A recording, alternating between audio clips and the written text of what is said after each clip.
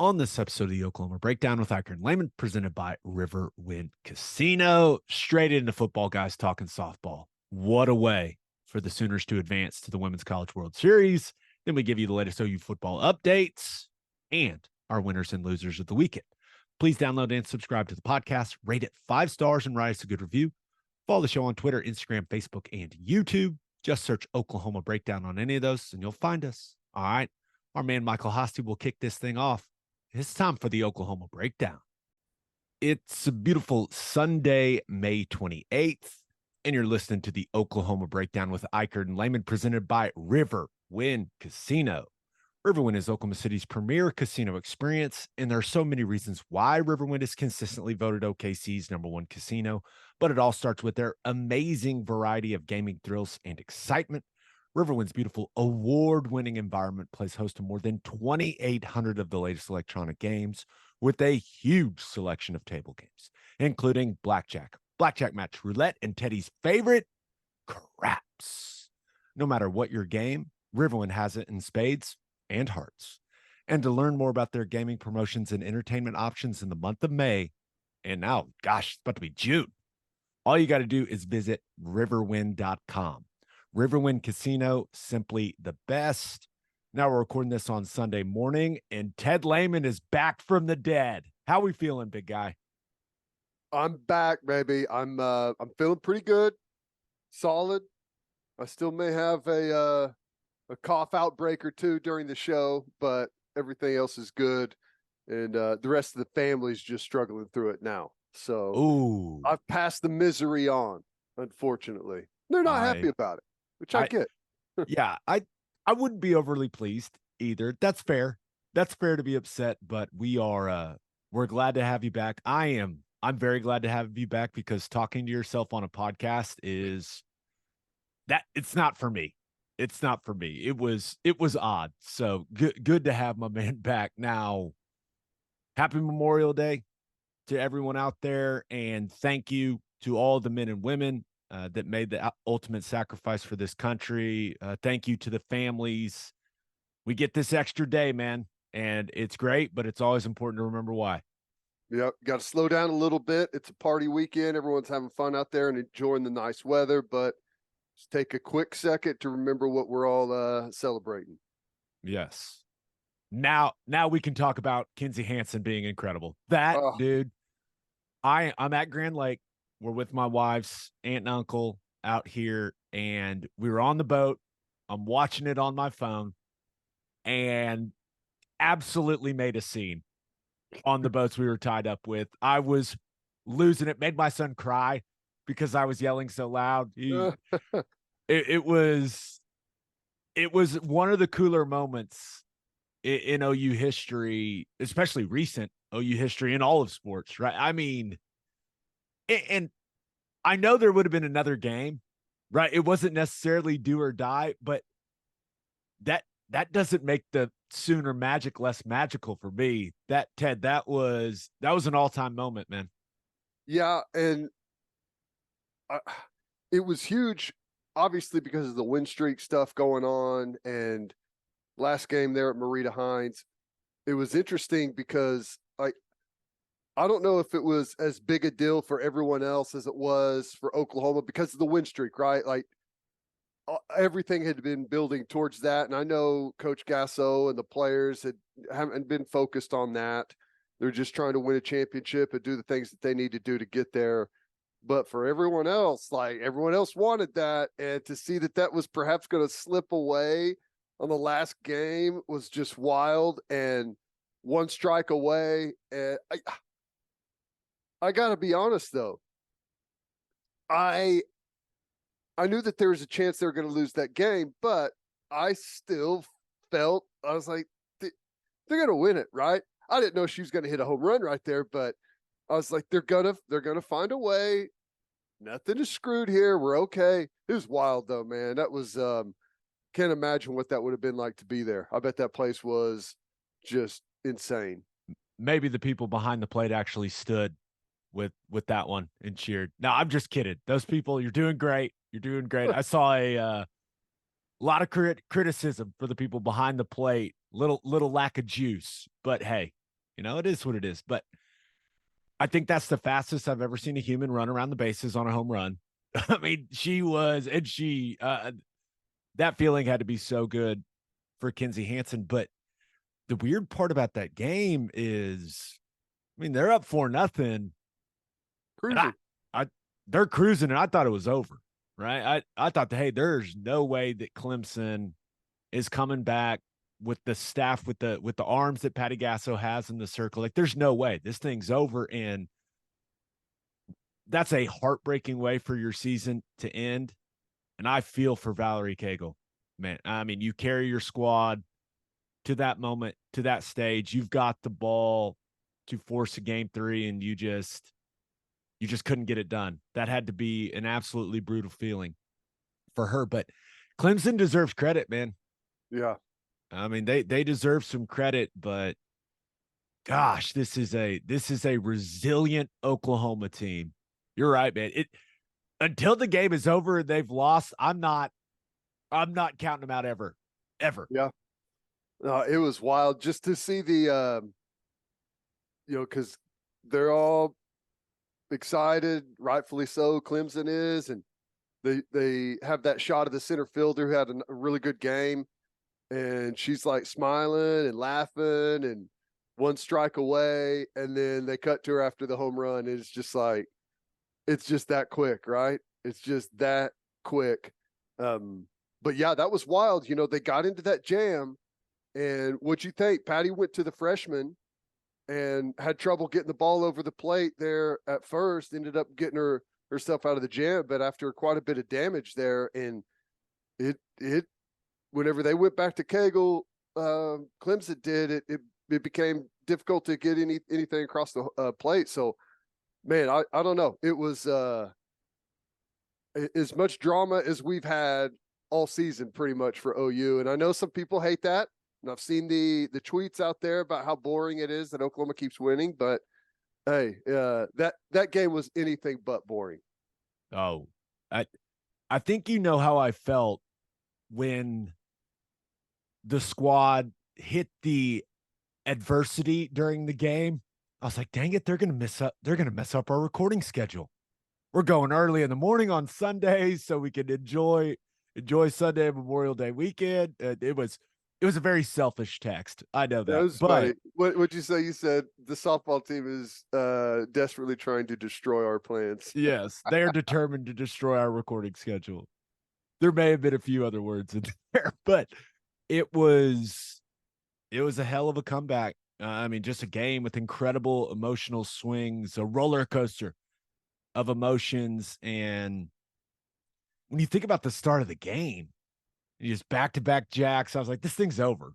I mean, they're gonna, and maybe that's a bad assumption on my part, but you're just so used to, if they start a game that way, that the avalanche just comes. And once again, credit to Clemson for falling in that 4-0 hole and battling back the way that they did. But I thought Jordy Ball was fantastic. Yeah. I thought she was absolute nails. Did you see what her dad tweeted after the game? Yeah. Oh, yeah. Yeah. He's got a point. That's crazy, though. How cool is that to have that moment, though, right? With everything on the line right there. You've got those two players going up. Yep. That's awesome. Yeah, but Jordy came in, what was it, 3 innings? I think she gave up 1 hit. And when they absolutely needed her to be great, she was fantastic. And are we worried about Alex Storako? Been beat up a couple times now. Her last couple outings. We concerned about that heading in the Women's College World Series. Now, our guy Chris Plank will join us on Wednesday for the full Women's College World Series breakdown. But any concern about Storako? No, not until someone tells me I need to be, I guess. I think that you're going to start to see some really good teams here. I think a couple of mistakes here and there, teams are going to be able to take advantage of that. I really don't have that much of a worry, but I guess I could be proven wrong on that. You're asking really the wrong guy. I feel like we know what's got her here. We know the stuff that she's got. I think there's going to be some teams that her best stuff is better for than others. I don't know necessarily how that matchup was with Clemson, but I still feel pretty good about it because at the end of the day, a lot of teams are going to ride their starting pitcher, and we still have the ability to do that if we need to. I think, Jordy Ball's obviously going to be the ace whenever we have to go there. But as of right now, no, I don't have any issues. Just gave up a couple plays there. We had a couple of mistakes out in the field. I think they got through that. There was probably, tightened up a little bit after they had the lead, and then Clemson came roaring back. With the winning streak and everything kind of hanging over their head there, I think that maybe kind of piled on them a bit. But as of right now, no, I'm not worried about her. If you're not worried, then I'm not worried. That's Okay. how I'll do it. That we're a team here. If you're not worried, Perfect. I'm not worried. And I just think that I don't even know if you need. Yeah, you want to have as many people as possible, right? That you feel comfortable with putting out there in the circle. But for the Women's College World Series, like, you can also just ride Jordy Ball and Nicole May.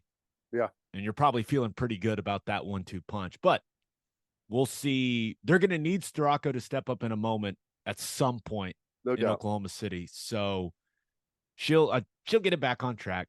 Not worried. Ted's not worried. I'm not worried. There we go. She'll be good. She'll be good. Do we even need to talk about game one?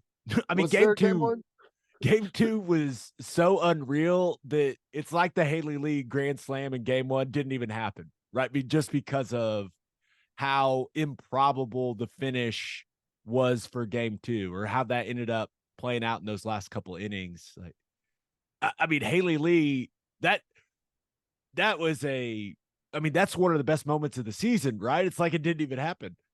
I know.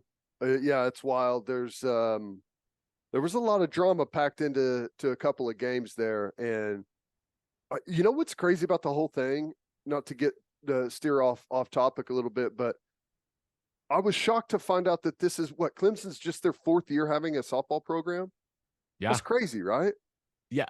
I read an article that Venables was one of the people, like one of the earliest supporters. Like, he got to Clemson and said, why don't y'all have softball? Yeah. What's happening here? Yeah. Softball's awesome. You guys should do that. Yeah. And credit to Clemson for investing in that program. And they got some players, man. Another random thought. I would love to see if you could combine like a CrossFit games with like a decathlon, Kegel versus ball. I'd watch that. If you televised it, I'd watch it. Just all of the different events going at one another. That's awesome. Feats of athleticism and strength. Those two are those are two athletes right there. So I would watch some type of competition between those two. Yeah, Jordy Ball, man, she is she's fun to watch now. She is I don't know, it's a little bit different to just see such an explosive athlete at, I don't know, I guess you feel like sometimes pitcher is not necessarily finesse, but I don't know, she's so explosive. It's just it's kind of a unique, you don't see that from a lot of the other pitchers. A lot of the other pitchers are taller and longer and, have like a smooth feel to them. She is like a grip it and rip it pitcher. It's fun to watch, man. Yeah, no, I'm with you. One last thing, and everyone loves football, guys talking softball. That's why we're starting with softball. But I hope OU fans realize what is happening with this program is not normal. It's just not normal. And I hope fans, including us, don't take this ride for granted. Like, enjoy this while it's happening the way that it is, because it's not going to last forever. As much as we want it to, and we think it's going to, like, at some point, it's not going to be this dominant, right?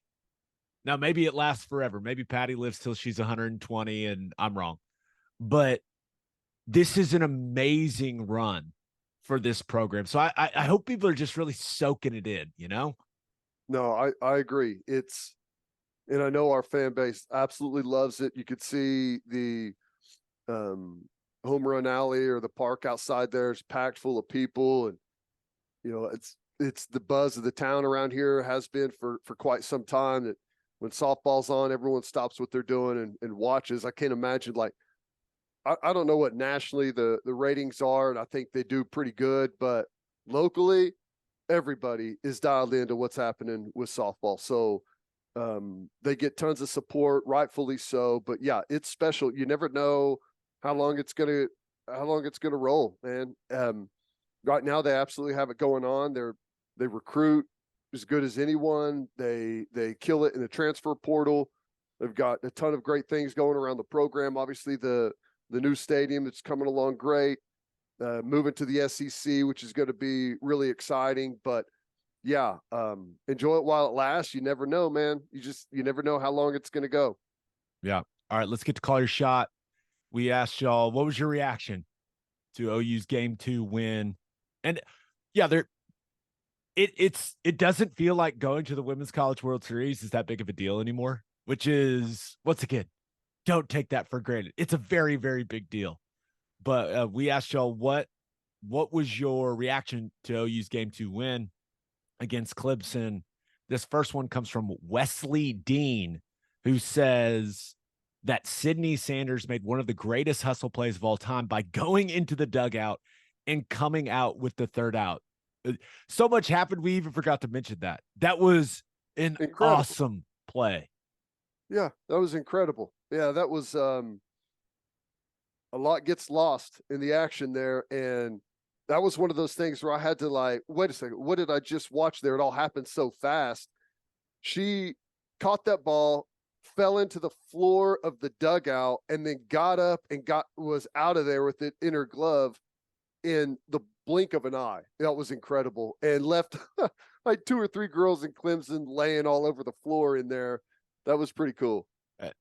A tremendous play that shouldn't have to be as difficult as it was. Hey, Clemson gals, move. You got to get out of the way. Yeah, get out of the way.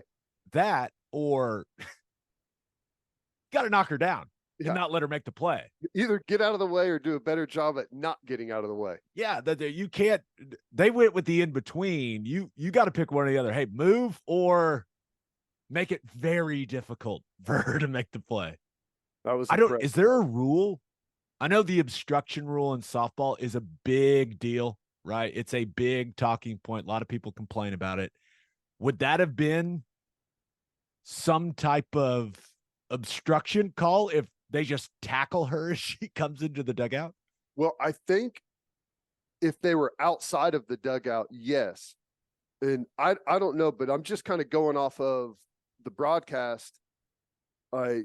One of the things that they were questioning, I guess, during the review, which obviously it wasn't an issue, but they brought it up, was she inside the dugout when she made the catch, which she wasn't. Her feet were outside. So I'm guessing, like, you have to make the catch in the field of play. So, like, had they gotten her way out there, yeah, I'm sure that would have been some type of obstruction. But, once she goes inside the dugout, it doesn't matter anyway. She has to make the catch from the field of play. At least that's the way I gathered it. Well, if that's the rule, then they should have karate chopped her hand and not let her catch the ball. Yeah. Yeah. And then, I guess you just, you live with the ruling from there, right? Yeah, you live with it. Put it on the ump. You're trying to beat number one. You're trying to beat the top dog. You got to do what you got to do. Now, okay, this other one comes from Johnny Boy 316 on Twitter, who says he was in Home Run Village, was as dramatic and exciting of a moment as I've ever experienced at any OU sporting event I've ever personally attended when Kinzie Hansen hit that home run. That says a lot. The most dramatic and exciting experience our man Johnny Boy 316 has had at any OU sporting event he's been to. Yeah. I mean, it was that cool, dude. It was that cool. Yeah. And again, I think it was, I think it means a lot to Sooner fans who love their softball to have that longest winning streak ever, right? And obviously the season's not over had they lost. They'd be playing another one today, still trying to win to go to the World Series.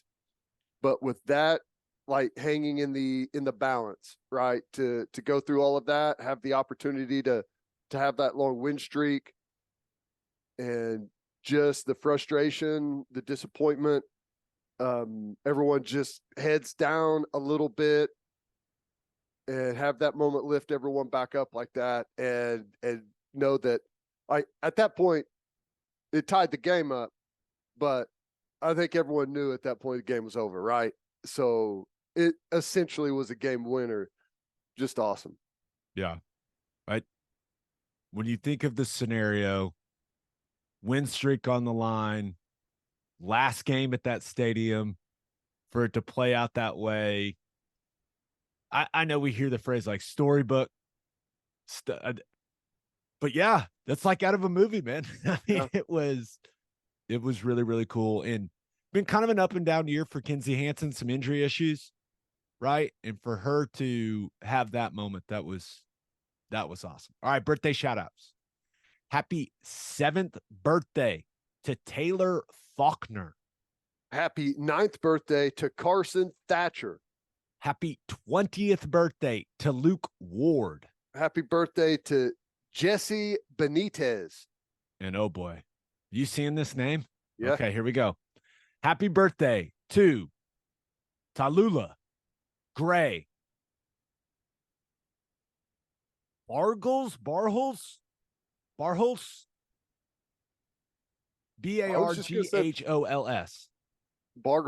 I thought you nailed it. Yeah, Barghols. That could be just I tried my best. That's all. That's all you can ask for. Nailed it. All right, let's get to the OU football stuff. But first, Love's Travel Stops is now offering a nationwide 10-cent per gallon discount on gas and auto diesel. Just download the Loves Connect app and scan your barcode at the prompt on screen and watch that price drop 10 cents per gallon. Across the country, the Loves Connect app unlocks exclusive deals, can help any traveler plan their route or meal on the highway. So before you hit the road, be sure to download the Loves Connect app to save 10 cents per gallon and experience the country's best highway hospitality at Love's Travel Stops. Love's also has you covered if you forget your phone charger or headphones with an expanded mobile to-go zone. And of course, don't forget to grab yourself some of that delicious Java Amore. Opolis Clothing is the exclusive home for all of our Oklahoma breakdown merchandise and is the best place to get your OU and OKC Thunder gear as well. If you want to live your life in buttery soft comfort, go to opolisclothing.com. That's OPOLIS clothing.com. Use promo code TED, TED, for 10% off your entire order. It's opolisclothing.com. Use promo code TED for 10% off. Buttery soft and 10% off. And hey, you hungry out there? Well, then head to The Garage for hand smashed patties, butter toasted buns, and ice cold beer. The food is fantastic, and it is the perfect spot to watch any big game. Visit eatatthegarage.com to find a location near you and order online from the garage in your neighborhood. All right, OU football updates. Ted, wanted to give you the opportunity. I had a rather lengthy monologue my thoughts on how the fallout from the Xadavien Sims situation, his commitment, some of the message board posts that became a big deal on social media, other recruits talking about it, putting it out there, commenting on it. I shared my thoughts, wanted to give you the opportunity if you had anything to say about that entire situation, because I don't like when our fan base, I don't like when our fans, including us, right? We played there, but we're fans, even though we covered the team and all that stuff. But I just don't like it when people are going at us like that, man. I don't like it one bit. Right. Well, let me ask you this. What was your like general take on the situation? The Cliff's notes would be the thoughts of a couple of people clearly don't represent the majority of the fan base, but also what getting criticized, that's part of being a college football player. Mm-hmm. And the sooner that you realize that what people say on social media, whether that's a message board or Twitter, whatever, right? It's not real life. Yeah. It's just not real life. Well, so I don't know, man. It became such a big deal that it was frustrating, you know? that's the thing to me is I don't think anyone in college football, like as far as like the fans of college football that follow the soap opera, I think anyone is surprised to see that a fan base had some folks on a message board that were upset that a recruit that they thought they were getting went somewhere else, right? And had some ridiculous things to say. That happens everywhere. It's not just Oklahoma. It happens everywhere. So no one was surprised about that. What was interesting is the way that one caught fire in a bad way, and everyone kind of jumped on. A bunch of other recruits that Oklahoma's in on, like, jumped in and, you know, were shaking their head or whatever. I had never seen that really before. Right. And maybe it's happened multiple times and I just didn't see it. And I saw this one because it's OU, right? I had never seen that many recruits comment on something like that. That's what made it really frustrating, right? Right. It's like, oh my gosh, because you're basically, I don't think that there's any real recruit that what a screenshot of what 4 people said on a message board is going to change their opinion on where they're going to go to play football. But you feel like it opens the door, right? And if they, it's almost like they're using that for a reason to say that they don't want to be there. I don't know. It's probably all, just trying to build on the moment for likes and retweets and to get the fan base to beg you to come back. Like, I don't know how all that stuff works, but at the end of the day, I realize that you're going to have fans say bad stuff. I wish they wouldn't, but it's what makes the sport what it is. There's people that have maybe too much invested in recruiting and in the outcome of their team and all of those things. But I'm basically with you. If you think that what some numbskull says on a message board is in any way going to determine how you play or where you go, or like, that is putting a lot of power into some very weak hands, right? There's no reason to do that at all. So I think all of it was probably was made into way more than what it is.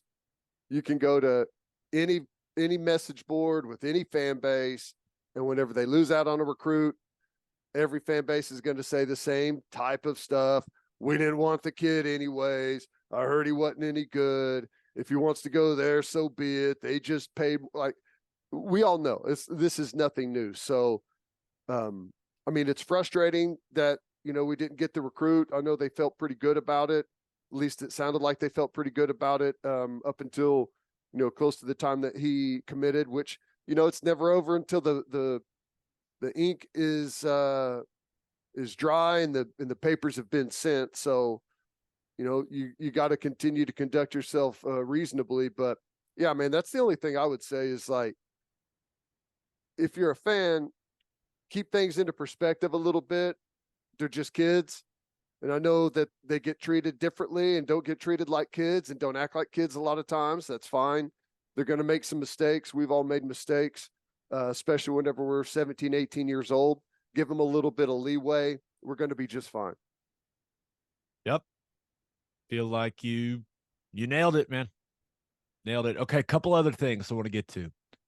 So Colin Kennedy from 24/7 Sports reported that OU signee Keon Brown is going to have to go to junior college, right? Going to go to Garden City there in Kansas.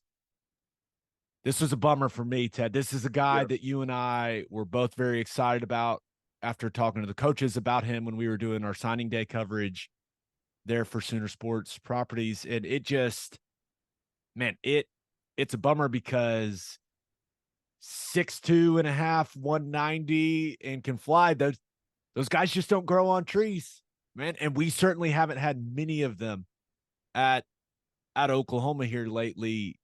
So yeah, I hated seeing that. Clearly, the assumption is it's an academic issue, right? Yeah. And yeah, that is frustrating. I didn't see that coming. I don't know if that was something that maybe was in play the whole time. But yeah, that's because we need help at wide receiver right now. I mean, I think we got some good guys on the roster and some good talent in the room, but you know, it's still yet to be determined who's going to step up and be the go-to playmakers. And I thought he was going to be a guy that would have a chance to come in and compete. And who knows what you get out of a true freshman with some of the measurables that he has. So, you know, it's interesting.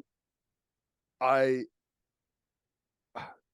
just feel like whenever you lose a guy to junior college, how often does it all work out and they come back? You know, it's just right. It's almost like you've lost this one, you know?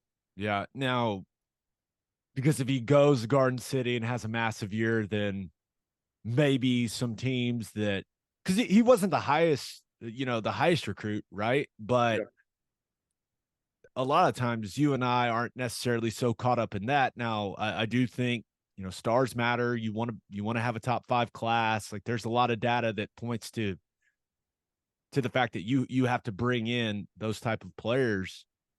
But this is a kid that you saw the measurables, you saw some of the rawness in there, and you looked at him, you're like, okay, if Emmett Jones can turn him into a polished receiver, like the measurables are there, right? The physical makeup is there. And sometimes those are the type of guys that can be huge difference makers in your program, right? When you ended up getting a guy that, let's say, Bama didn't necessarily want. I don't remember who all offered Keon Brown. I'm sure his offer list was extensive, but you know, you had him, right? You had him in the nest.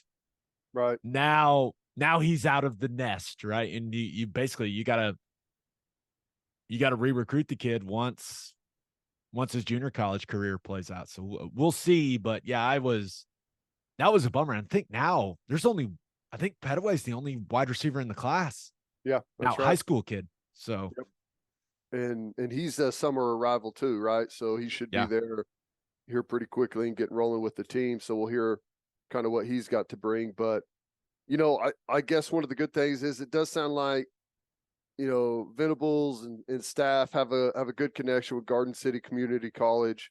So hopefully they, you know, he's in good hands there, can get whatever issues he needs sorted and get back quickly because, you know, he's got some elite traits. Like that's, you know, 6'2", 6'3", 190, 195 pounds.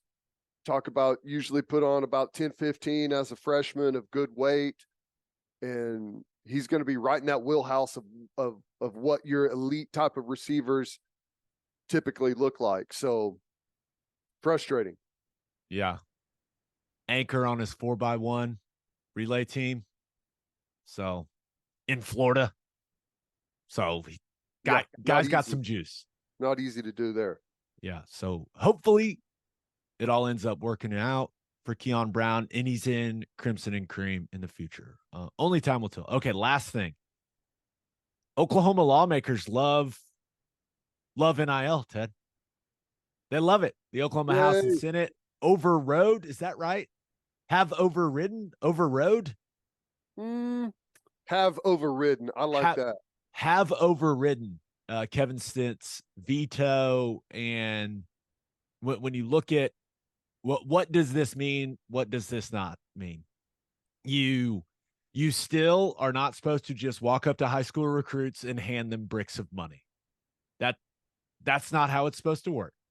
But the new state law prohibits the NCAA from coming down on an institution that is working with an NIL entity, right? The language is the NCAA is prohibited from coming down on institutions involving protected NIL activities.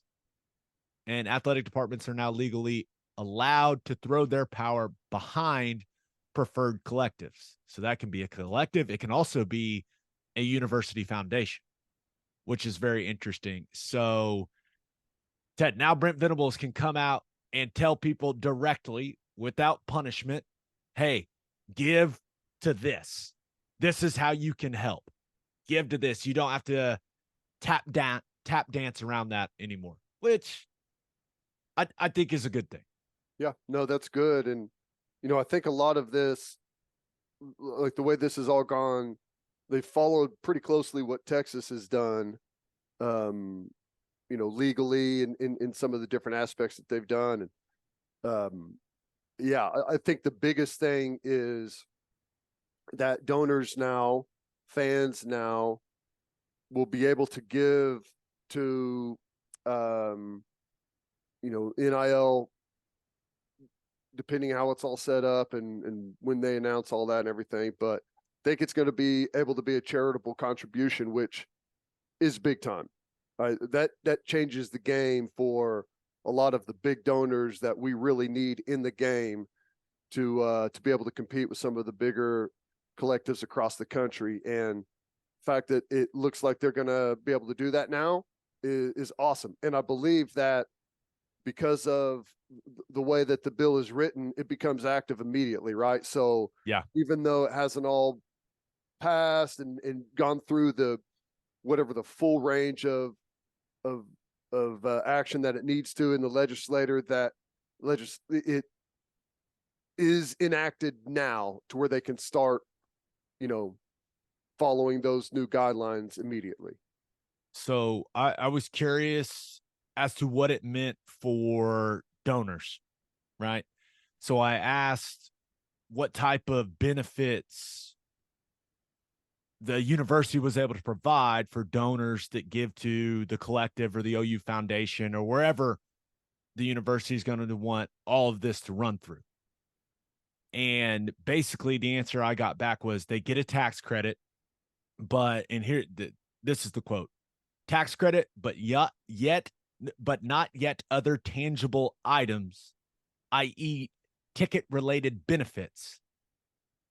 They said, we are looking into creating unique experiences as part of a benefit that's allowable.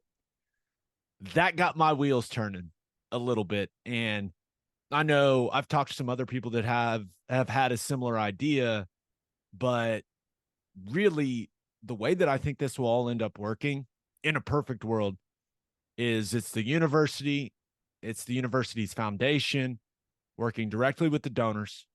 The donors give to it, right? The coaching staff is involved in how all that money is going to be allocated and dispersed, right? You basically develop a salary cap, right? And I know it sounds weird, but this is just the college football we're living in now. And this is how I would do it. You have 8 to 10 people that basically become like owners of an NFL team. It's like, hey, if you give X amount, you can come to all these practices. Hell, you can sit in on meetings if you want to. You can come to the big recruiting events, meet all these guys. You get X, Y, and Z for OU Texas. Like that, you become almost a stakeholder for an annual contribution of X amount for X amount of years. And basically you sell it as like, hey, if you do this, you are in this very exclusive club and you become one of the stakeholders of OU football, or what. I'm sure they could come up with a better word than that. But I think that would be a good way to approach it. Now, you want to get all the donations you can get, right? From everyone, from anyone that's willing to give. You definitely want to do that. But I think you could create an experience package for some big time donors that would be very interesting for them, because people love exclusive clubs, Ted. They love them. Yeah, I mean, it's how many times do we get asked kind of the same thing? Like, what's it like to come out of the tunnel at OU Texas? Well, lead the team out. You make the right donation, you lead the team out of the tunnel. Maybe not the whole team, but maybe lead the team out. Maybe lead the specialists out that are going out first, right, to kick, lead them out for walkthrough. But just whatever those type of those cool moments may be. Yeah, I think that's awesome, and we'll see where it goes. I think this hopefully is. It's been tough on Oklahoma.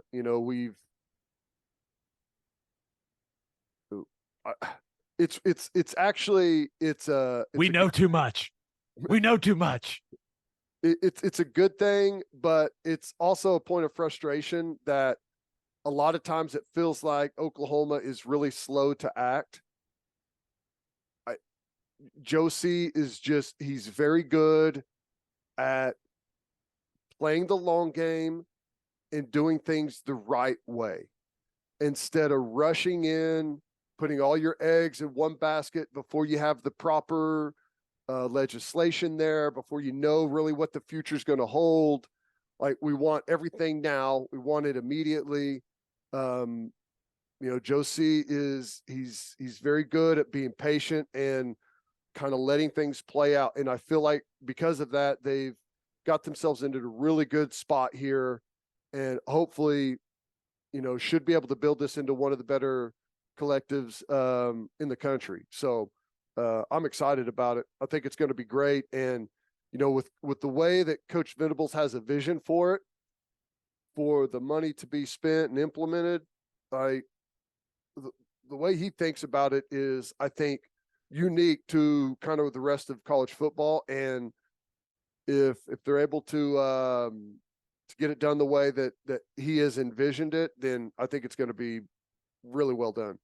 Yeah, it seems like this allows the university to have a larger role in this entire process. And there's a debate to be had about whether the university using a licensing deal and taking their piece, like, is that fair to the players? And that, I think there's a balance there, right, where the players can be benefiting from the logo, from all that stuff, in some of these marketing type things. So we'll see how that ends up working out. But I would assume the leadership at OU, they're going to want this all running through one thing that they've got a lot of control over. So I don't know if that's going to be the OU Foundation. I don't know what happens with Crimson and Cream, that collective. I don't know how that's all going to work, but I would assume that they're going to want it running through one thing to make it as simple on the fan base as possible. Yeah. I think that's been a problem, not just at OU, but at a bunch of different places, is maybe indecision or fans not knowing where to go with their money. Yeah, like, who do I give my money to? Where's it going? Who's controlling this? Like, that's been an issue for sure all across the country. And whenever that the university is in on it, and they're doing it for a reason. They're not a out of stater trying to swoop in and make a quick buck off of a fan base that's trying to put a collective together. Right? They're doing it the right way. Yeah, if it's not against any rules, I would anticipate everything going through the OU Foundation. But we'll see how this ends up developing. That there's definitely a plan. So we'll see what it ends up looking like. One other thing about the law, I just want everyone to know the law also allows for basically anyone to represent these athletes here in the state of Oklahoma as an agent. Before, the representation was supposed to be, limited to attorneys or agents that were certified, stuff like that. Now it seems like anybody can be their agent. All of us. Let's make sure these kids don't get taken advantage of. Right. And I think this is in place for, a parent or an aunt or uncle or someone to be able to handle this, or a cousin, whatever, right? To make it easier for the school to communicate with the players about all the NIL stuff. And I get that, but let's just all work together and make sure these kids are getting taken care of the way they should be getting taken care of. That's now those young men, they gotta make smart choices, right? You can't hold their hand through everything, right? They're adults. I know we refer to them as kids a lot, but they're adults. But I think as a fan base, we should do our best to make sure, it's the best way to put it, everything passes the sniff test with this stuff when it comes to these guys' representation. Let's look out for them collectively as a community, shall we? Yeah, for sure. And yeah, because there could be a lot of people acting as representatives of players that are not actually representatives of players, perhaps. Like, I don't know. That does seem like a scary way to go about things, perhaps. But yeah, let's all remember what it is exactly. We're trying to look out for the best interest of the players, trying to get them in a good position. We want this for these guys. We want this for our football program. Let's be a part of it on the positive side, not the negative. Yeah. Anything else with that law getting passed that you think significant, but really it's just how the collective or foundation, whatever, how that whole thing's going to operate, and then the little agent piece. Other than that, it just seems like the university's a bit of a sigh of relief, right? Well, yeah, and I know that some people think that now that the university is going to be able to be involved in it, that this means maybe there'll be less there for the players. 100% totally not true. The university, you got to imagine the alternative, right? Where you've got people out there that, yeah, there's going to be collectives that are put together and done the right way, and people want to provide the most for these players. But a lot of times it's going to be, how can I make money off this myself? So the fact that the universities are going to be involved, I think is the best way to make sure that it's run reasonably, that these deals, whatever the NIL opportunity is done properly, is vetted right. I just, when the university is behind it, because they know ultimately, we go as the football program goes. Like, we need this thing to work. The University of Oklahoma is not going to screw around on an NIL deal to make a couple of quick bucks and put in question the football program or athletes because of that. So, I put that myth to bed. Like, this is by far the best way to do it. Yeah, the university, they're going to want their piece, right? They're going to want their piece when it comes to some of the things that involve licensing, the logo, guys in jerseys, like that type of stuff. But I do think, and there's probably a debate to be had about it, but I do think them being involved and being able to contact donors and sponsors that have been loyal to the university year after year after year, them being able to go into that Rolodex and try to connect players with those people and create some NIL opportunities for the players. I think that makes the university getting their piece worth it for those guys.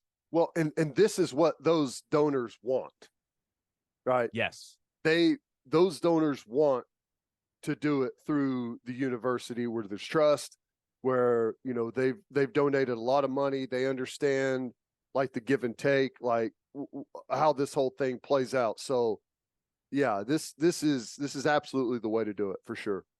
All right, let's finish up with our winners and losers of the weekend. But first, Bishop McGinnis Catholic High School represents a tradition of educational excellence in Oklahoma City.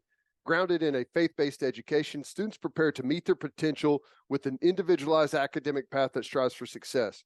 Bishop McGinnis offers a college prep curriculum that includes 22 AP courses, participation in OSSAA athletics, where they've won over 100 state championships, and numerous clubs and organizations for students to join and grow. If you want to provide the best possible educational and spiritual development for your children, contact Bishop McGinnis Catholic High School or visit bmchs.org. Financial aid is available. And attention, business owners, you need Insurica in your life. Insurica is one of the country's largest insurance brokers with 30 offices throughout Oklahoma, Texas, and the Southwest. Insurica compares and contrasts coverage offerings and pricing in order to design a cost-effective, comprehensive program to meet your business's specific needs. Purchasing insurance is only one way to protect your business. Insurica's goal is to help you avoid a loss in the first place. If your business partners with Insurica, you'll save huge amounts of money and take back control of your total cost of risk. I'm an Insurica client, and you should be too. If your business wants to be best in class, connect with Insurica at insurica.com. That's INSURICA.com. As always, Ted, kick us off. Who do you have as your winner of the weekend? Ooh, boy, had to go with Luton Town. Now, not a huge soccer fan, but I saw this story and fascinating. I guess they've been involved in this thing since the beginning, well, all the way back to 92, and have never made the Premier League. Well, they made it over the weekend, and it's going to be an influx of $200 million. And this is like exactly what you would imagine. The small town, the stadium that's like in the middle of a neighborhood, and they get it done in penalty kicks, lose their captain right whenever the game starts, and he's watching in a hospital bed. It's like right out of a movie or a TV show. But that was really cool to see them be able to get that done. The relegation and promotion thing is just fascinating, isn't it? It's fascinating. I know there are a lot of people out there. Oh, we need it in American sports. I don't think we're ever going to get it, right? Especially in the Major Four. It's just not going to happen. Have anything that's even set up. Yeah, close. I guess like minor league baseball, but that would never work. Yeah, the reason it works over there is because it's the way it's always been. Mm-hmm. So I was reading about this. I don't even know what's the college football equivalent, because 9 years ago, Luton Town was in the 5th tier of English football. So I don't even, is it like D3? Is it like a D3 team playing their way into the SEC? Like how the 5th tier? I don't know how much the difference in the separations of tiers is, but I mean, you got D1, you got D2, D3, NAIA. It would be pretty far down there, but like an NAIA team playing themselves into the SEC conference in college football? Basically, yeah. Yes. It's crazy. I was reading all about it. Their stadium holds like 10,000 people, and one of the entrances, there's a bedroom above it where you go into the stadium. There's like an apartment. I saw a tweet from Darren Ravel who said 20 years ago that team was purchased, and I'm choosing to believe Ravel's the numbers guy, right? Mm-hmm. I'm choosing to believe that this is true, but they were purchased for $7. Crazy. Must have had a bunch of debt piled up or something. I don't know, but yeah, it's so cool. Like to see the stadium to me is awesome. And I know it said that they're going to make a bunch of renovations and everything, but I think the fact that it is what it is and it's built into a neighborhood, like you said, like you got these small little hamlets that are like right up against it, and then you kind of walk up the stairs and you're into the stadium. That's what gives it the real character. I don't know, like, what would you want to do to it? You're getting don't $200 change million it too bucks. much. Yeah. So from a financial perspective, the story's incredible, right? But from a financial perspective, people may not know this. When you get in, like they were in the play-in game to get in the Premier League. They now get $200 million. The owner. Yep. Like that's what you get when you make it. Now we'll see how much of that money the players end up getting. But they'll start to change their roster quite a bit, won't they? And start bringing in bigger name players and stuff. And that typically what you would see there. So we'll see what that looks like for them. But these promotion stories in soccer they're awesome. They're awesome. It's seriously, it's like right out of it's what you would imagine when you watch the Ted Lasso show, right? Yeah. It's the stadium's like right in the middle of this little town, and what is it, like an hour and a half north of London, I guess is what they said. And it's so cool. So cool. And I can't imagine what that small amount of fans for that small team are going through right now. It has to be like the coolest experience ever. Oh, no doubt. All right. Who is your loser of the weekend? Man, I had to go with Texas. How about Texas getting knocked off by Tennessee at the Knoxville Super Regional, huh? Yeah. Pretty wild. I mean, it seems like Tennessee's got a squad. Yeah. Right. When you think about the teams that could really challenge OU at the Women's College World Series, it seems like that team's got a ton of momentum. But I'm not surprised Texas went down there and got beat, right? It's hard to go on the road, and you're seeing it across the landscape right now. It's really hard to go on the road and win a super regional in softball. And yeah, it just kind of went how I thought it was going to go for Mike White's crew. And I know OU fans everywhere are heartbroken that the Longhorns weren't able to make it to Oklahoma City. And I'm joking, but I'm also kind of serious, because I think Oklahoma fans wanted one more shot at Mike White at some point this season. And they're hoping that they'd make it to the Women's College World Series. At least to have another rooting interest, someone to boo and everything throughout the tournament. Yeah. But they got pasted by Tennessee. Yeah. 9-0. Did you see the in the park grand slam? Yeah. That I don't know how many of those there have been, but it seems like that would be a short list. Yeah.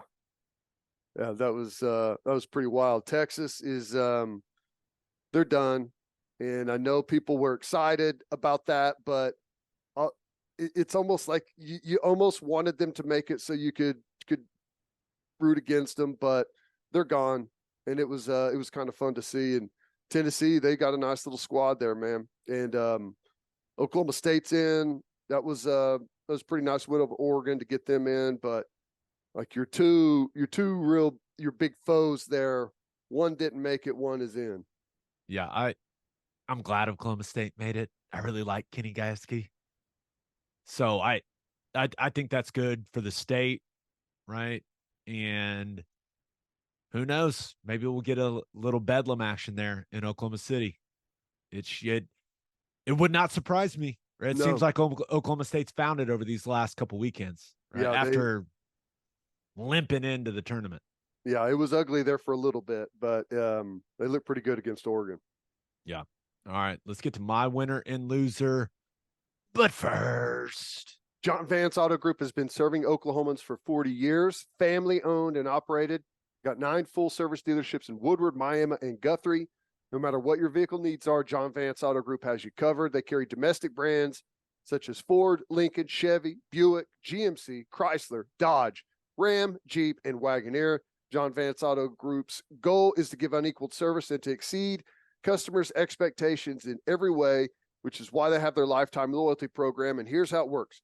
Buy a new or used car from them. All you have to do is get all of the manufacturer recommended maintenance done at the Vance dealership. And if something goes wrong with the components of your engine, transmission, drive, axle, or transfer unit, they'll cover the repair cost. It's a great deal. You can browse their entire inventory or find the John Vance dealership near you at vanceautogroup.com. And First Fidelity Bank is a full-service financial institution based in Oklahoma, tailored solutions for all your personal and business needs. Checking accounts, saving accounts, home loans, and much more. They do it all. Whether it's online banking from your computer or mobile banking from your phone, everything is stress-free with FFB. Making mobile deposits, paying bills online, and moving money to different accounts could not be easier. Come on, people, make your life easier and go bank with First Fidelity Bank. Visit ffb.com for more information. All right, for my winner of the weekend, thought about going with the Denver Nuggets. They're just sitting and chilling, man. Just waiting and seeing. Been a while, comes out of hasn't the it? East. Just resting, recharging the batteries. That's got to be, now maybe there is a rest versus rust debate that will develop, but I don't know. Jokic is probably getting bored by this point. That series between Boston and Miami is going 7. And meanwhile, the Nuggets are just hanging out. Got to be a good feeling. Yeah, it seems like they've been done for a long time. And yeah, we got game 7 going on. And I know there's always maybe a rest versus rust discussion, but the rust isn't going to last very long. The rest is going to be very, very beneficial, especially when you got, like, that's been a physical series for the Celtics and the Heat. Physically draining. 7 games is tough. To be able to sit there, sleep in your own bed, get rested, recovered, take care of whatever bumps and bruises you have, that's a massive advantage. Yeah. But my winner of the weekend, the Boston Celtics. The Miami Heat were 0.1 seconds from going to the NBA Finals to take on the Nuggets. But and Jimmy Butler said it. They cut to him. Said, hey, we need one stop. Well, they didn't get it. No. All you had to do was block Derek White out, and you're headed to the NBA Finals, but didn't do it well enough. Just a tremendous individual play by him. It really was. He was the inbounder, wasn't he? Yeah, and Marcus Smart, he had a nice game shooting the ball, and it was in and out. I thought it was going in, but doesn't fall, and Derek White saves the day, saves the season for the Boston Celtics. Just a tremendous finish to what was a really good game. And man, Celtics, they certainly look like they're going to be the first team to come back from down 3-0. They do. I don't know. I would be not shocked, but I would be surprised if the Heat were able to pull it off on the road, like having it right there.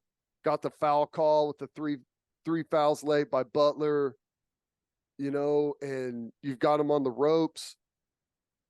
Like, to be not get out of it in that moment, you feel like that was your opportunity, right? Right. I mean, Butler hits all 3 of the free throws, clutch, and just wasn't enough. And as you watch the game, it's amazing. Boston went 7 of 35 from 3 on the road in a game that Miami had to feel like absolute, like you got to have it. You can't let it go back to Boston, right? It's the worst 3-point shooting game of the year for the Celtics. And they won. And meanwhile, Duncan Robinson, who he's had a strange year, but talk about a guy that's not sleeping well right now. Just wide open looks that looked like they were going in and just didn't fall for him, man. Brutal. And you could see his reaction. Just, oh my God, how did I miss that? It's like the wide open look is the harder shot. You need like a little bit, just a hand, like doesn't have to be like a super hard contest, but you need something there instead of just like being able to like test the wind, couple of easy dribbles and put up a shot. That was wild. I couldn't believe he missed both of those. The table is now set though. And I don't think anyone ever feels bad for Boston sports fans. They've had quite the run over the last 20 years, right? You had Tom Brady. No one feels bad for you. The table is now set for an absolutely hilarious loss for them in Game 7 at home. I know. Which is kind of what I'm rooting for. It'd be the more entertaining thing. I think even though I'd rather watch Boston and Denver in the finals, but it would be hilarious if they did all of this, clawed all the way back just to lose at home in Game 7. Yeah, I wonder what you're going to get from Miami. Are they like, after being up 3-0, are they just, and being that close last night, is it going to be too much emotionally for them to climb out of that? Or is it going to be right back to kind of to what they want, where they're the underdog, you know? Like, was it a weird position for them to be up 3-0 and where they were? I don't know. But a part of me is like, it doesn't matter if it's Boston or Miami. I feel like the Nuggets are going to roll. I'm with you. I think if you're the Heat, if you would have told them, and I kind of hate these hypotheticals, if you would have told them this before the series started, if you would have said, hey, comes down to one game, you win, you go to the finals, I think they would have said, yeah, we'll take that. Let's do it. So they have to reset that. As long as you mentality. didn't ask him that like before, you told them you could also be up 3-0 and have. Yes. You didn't you're not telling them how you get there in the hypothetical. So I'm sure that's something that, and I'm not counting Jimmy Butler out. I'm just not. Know. So I just want it to be a great game. Yeah. Like you had last night. That was because it looked like they were done last night. Well, they were down 10 with just a handful of minutes left, right? Yeah. So we'll see what ends up happening. I just want to be entertained. Just give us an entertaining Game 7. All right, for my loser of the weekend, thought about going with Kyler Murray. He's battling back, rehabbing, and the Arizona Cardinals cut DeAndre Hopkins. And they're taking a $22.6 million cap hit to do so, which I think his cap hit was going to be like 30.75 or something like that. Yeah. It's a big cap hit. But yeah, cut him and still taking the 22.6 million hit. He's been vocal about getting out of there. He's given his list of teams that he's interested in, the quarterbacks he's interested in playing with, but can't be a good feeling for Kyler Murray. I can't, as you're trying to come back from an ACL tear, can't love that. Arizona's they're in a really weird spot. Yeah. I wonder if they're just saying like next year's a rebuild. We might as well clear some cap space. I know we're going to take a hit here in the near term, but to try and, get their financial house in order a little bit better for a future run. I don't know, but it's tough, man. It's to a guy like DeAndre Hopkins, which, you do have to wonder how much more does DeAndre Hopkins have left in the tank? I think He's got at least a couple more really good years, but he's been a little more oft injured than he was previously, and still an incredible talent. Yeah, but just can't be a great feeling for Kyler as he's trying to come back from the injury. Also thought about going with college lacrosse. Do you see this? No. Duke, Penn State, national semifinal. Duke wins it in overtime. Guy scores. Foot was in the crease before he shot the ball, which the rule in lacrosse, if you step into the crease before you shoot the ball, goal doesn't count. There's 4 refs. No one says anything. They don't I guess it's not reviewable in college lacrosse, which how you can't review the game-winning goal, that makes no sense. Wow. But yeah, Duke ends up going to the national championship game, via a overtime goal that shouldn't have counted. And the refs just ran off the field. They disappeared. See ya. We're gone. Yeah, it was maybe Duke ends up winning it anyways, right? But it was not the way you want your national semifinal to end. That's brutal. It was brutal, dude. The Penn State guys were all pointing at the Jumbotron like, no, he's in the crease. And the refs were nowhere to be seen. They'd already made their way to the locker room. Now, it does remind me of something that I saw last night. You may have saw this. A state high school baseball championship game, drop third strike. Oh. And the catcher picks up the ball, tries to tag him, doesn't tag him. The ump says safe. And he still like goes and like throws his glove in the air and like tackles the pitcher, and they have a big dog pile. Meanwhile, 2 players on base for the other team circle the bases and win the game. It's crazy. It was wild. Brutal. But my loser of the weekend, I'm going with the 9-game SEC conference schedule. Now, I think like a lot of us, I just assumed that this thing was going to happen, right? When it was just a logical next step for the SEC once OU and Texas are in the conference. But Brandon Marcello for 24/7 Sports has reported that there's some momentum to keep the schedule at 8 conference games there, and at least 5 SEC schools are heading into SEC spring meetings this week, opposing changing to a 9-game conference schedule. And according to Marcello, Alabama is one of those schools, is one of the 5. I feel like when Kentucky and Arkansas are saying it, it's one thing. Okay. When Big Bad Bama is saying it, it carries a little more weight. So it can be interesting to see how this thing plays out. I did not see this coming. I thought it was going to be 9. And it's probably, I still think it's going to end up being 9, right? Because money. But yeah, very interesting that Bama could come into these SEC spring meetings and say, yeah, we don't want the 9. Let's keep it at 8.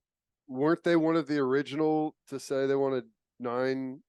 Nick Saban was the main driver of that.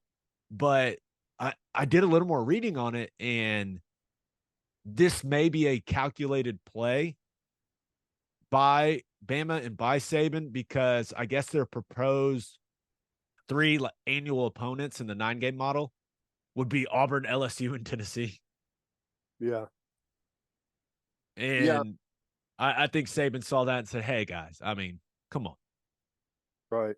Some of these schools are getting 3 cupcakes, and we're getting Auburn, LSU, and Tennessee every year. I mean, come on. So it may just be a bargaining tactic by Bama. But if Alabama's opposing the 9-game schedule, that means something, because the other 4 are just they're not Bama. Right. I don't know how this thing works. I think the 9 games make sense. I saw the article about the 8-game conference schedule is gaining momentum. It's not. There's no way that it's gaining momentum. Like, you may have Alabama wanting to use it as leverage to renegotiate who their 3 teams are. Maybe some other schools are trying to say we got to make it a little more fair, but everyone wants to make more money. The whole talk over, well, we've got these non-conference games that we've already scheduled. Oh my gosh. That's just absurd. That's absurd. Like, no. We can't move those. We haven't seen. It's like they forget that 2020 happened, where everyone's schedule became incredibly flexible, and it all worked out just fine. Yeah, No, we can't reschedule these non-con games. We can't do that. That's impossible. Oh, shut up. Yeah. I don't know. I still think it's going to be the 9-game. I don't know what's better. I don't care as long as you get to play, as long as the schedule makes sense to where you play every school home and away in 4 years. Yeah. Right. Like, however you like, I don't care as long as there's continuity there and everyone sees each other. None of this BS where Georgia still has not played in College Station in over a decade. Right. Like, none of that crap. That all is BS. They need to throw that out. Like, now how you get there, about how many opponents and all that stuff, like, I really don't know. Like, and honestly, for Oklahoma, and I know that Oklahoma and Texas probably don't have any say in it at all, but you know, we already lose the home game every other year with the neutral site OU Texas. Right. The 8 game with 4 non-cons probably gives you the ability to have that extra home game that you're missing every year. And that could maybe help them, but does anyone really care if it's going to be against some crappy non-Power 5 school? Like, what's the point in it at that point, you know? Yeah. No, I there is an argument that the 8-game conference schedule, if you're just talking about a wins and losses standpoint, that it's the best thing for OU. Yeah. Right? Because we have our one rival in Texas. Right? We know who it is. Right? And then you just go, you got your one, and then you play your other 7 and you rotate them. Right? That would probably, it doesn't force any new rivalries on OU. It would not be the worst thing in the world. Right. But I still think it's going to be 9, and it's got everything to do with money. And maybe we talked about it, a while back. Maybe this is a play from the SEC to try to get more money from ESPN. Yeah.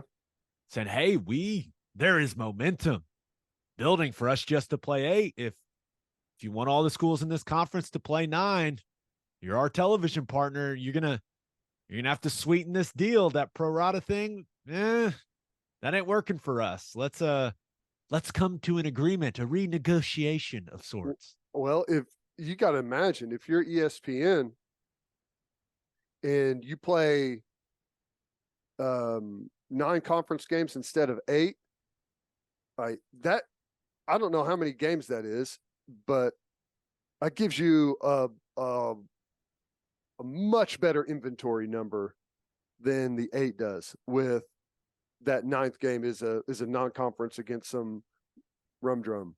Yeah. So we'll see how it works out. I still think it's going to be 9, but thought that was interesting. Momentum is building for 8. On that note, episode 321 in the books. Be safe out there. Memorial Day weekend. Make good choices, people. Make sure, just don't do anything too stupid, right? You can be stupid, just don't be too stupid. There's a fine line. There's a fine line there. We'll have a new podcast that'll drop Wednesday. Women's College World Series preview with our man Chris Plank. It's going to be electric. Just a reminder, you can hear Teddy from 3 to 6 on 94.7 The Ref. You can hear me on Sirius XM Big 12 Radio, channel 375. Hope you all have a great rest of your weekend. Have an awesome start to your week. Until next time, we appreciate y'all for listening. Do what you always do, Oklahoma. Take care of each other.